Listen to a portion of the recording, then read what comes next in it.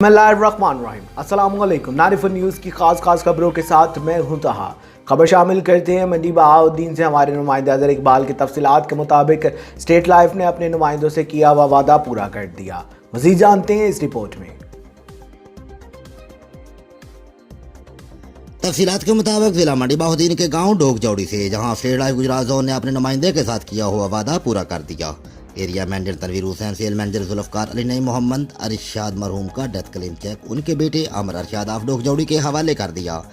कुछ अरसा कबल मोहम्मद अरशाद मुत्तहिदा अरब अमारात में इंतकाल कर गए थे। उन्होंने 65,000 की 4 जमा करवाई थी, जिसका स्टेट लाइफ ने 12 लाख का डेथ क्लेम चेक अदा कर दिया। चेक देने की तकरीब डोगजौड़ी जनूबी दारा में मोअज़्ज़िज़ीन की मौजूदगी में सर अंजाम पाई। इस मौका पर एरिया मैनेजर तनवीर हुसैन और सेल मैनेजर जुल्फकार अली नईम ने कहा कि वो दो की इस घड़ी में उनके गम में बराबर के शरीक हैं और हमारी टीम के किसी वर्कर ने अगर किसी की भी इंश्योरेंस की हो, हम उसके साथ मुकम्मल तावन करते हैं और हम अपनी तमाम तर तवानाई सर्व करते हैं। और ये भी कहा कि स्टेट लाइफ वो वाहिद इदारा है जो अपने पॉलिसी होल्डर को कभी भी मायूस नहीं करता।